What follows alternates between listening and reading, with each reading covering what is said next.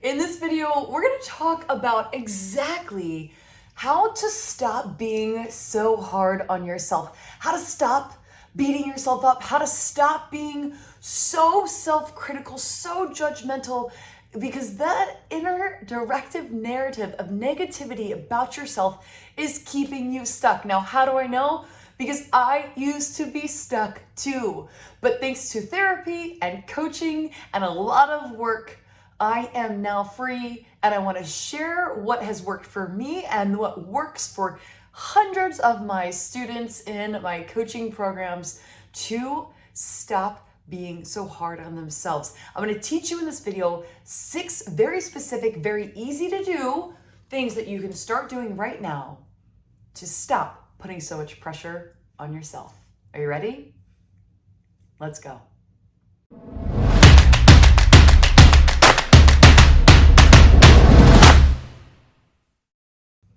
If this is our first time meeting, my name is Trish Blackwell. I'm your confidence coach, and I am the founder of the online membership, the College of Confidence, which is a go-to place to build your skill of confidence, whether you want to start with a foundational confidence or build an epic life and exceed your wildest dreams. There are courses and workshops there for you, but let's coach here. Your first thing that you can do to stop putting so much pressure on yourself is to decide to be a nice person. It's that simple, because I'm gonna guess that you're probably really nice to everyone else but yourself. And how we do one thing, it's important to be a person that is congruent. When you're congruent in life, your inner confidence already increases. But incongruence, meaning you can be nice to everyone else, but if you're not nice to yourself, there's a lack of integrity, there's a lack of consistency, and your subconscious knows it. So one of the simplest ways we can start recognizing a shift in ourselves is just starting to talk back to the nasty voice. Don't let yourself be a bully to yourself. And when you find yourself doing so, when you find yourself saying something unkind to yourself, lovingly step in as a friend and correct the conversation. Really the way a friend, you imagine a friend, if they heard you saying that about yourself, they would come in and say, well, that's just not true. Here's what I see. Well, I want to teach you that one of the ways to break free from being too hard on ourselves is to learn to have an inner dialogue with yourself. And so when you decide to be a nice person, fundamentally, it starts with learning how to be nice to yourself.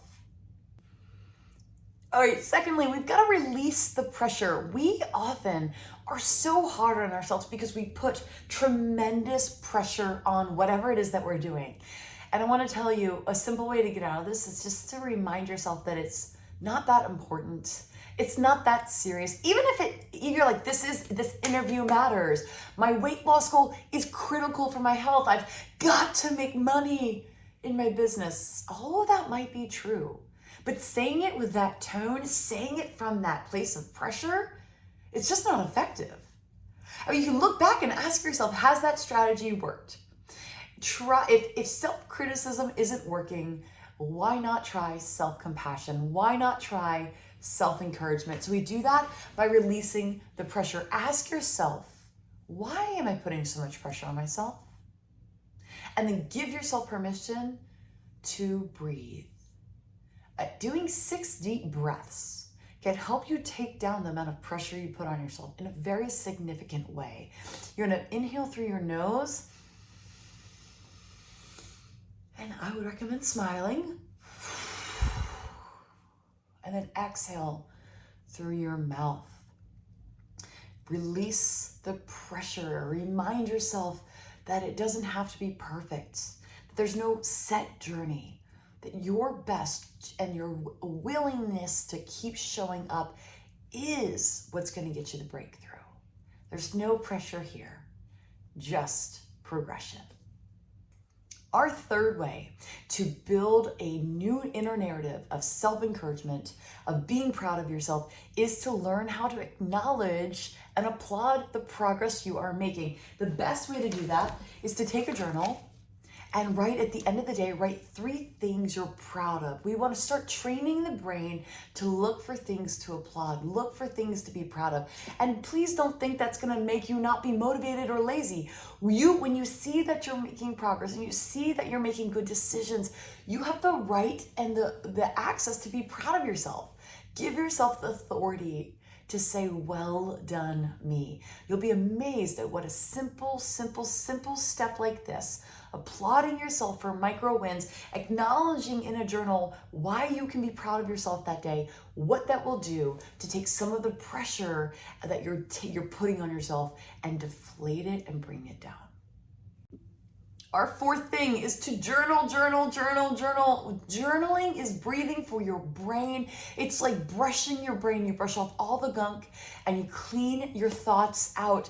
I have guided journaling. I'm going to link them in the notes here for this video, but you can check it out on Amazon. All of my journals are available there. Go to trishblackwell.com/journals, and you'll see that I have a 2-minute journal, an extraordinary things journal, a journal for girls to build their confidence, but some guided questions to really help you understand what is the driving thought that's creating the pressure and that negative narrative in your mind.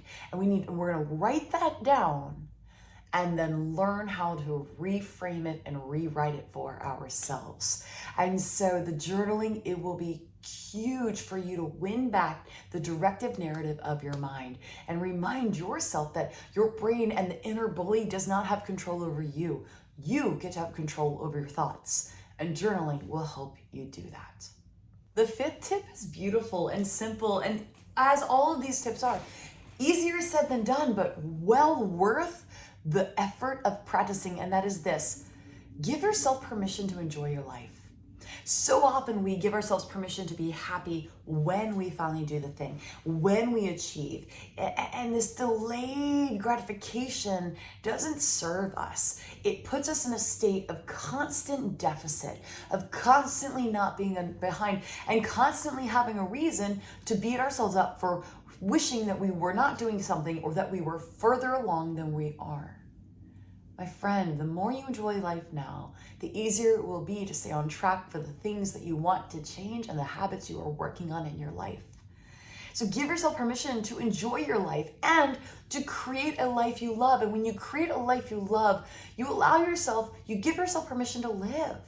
You recognize that your joy and your purpose comes from who you are, not from what you do or you achieve or how you look or how much money you make or what you weigh on the scale, which is often all the inner stuff that's putting pressure on you. So give yourself permission to enjoy your life, to enjoy today, to be present. Hey, finally, number 6 is to surround yourself with other people who are also doing this work. And when you know you're not the only one who thinks like this, I gotta tell you, in my work as a coach for over 10 years now, this is the number 1 inner narrative that people are struggling with and surprised by that other people struggle with too.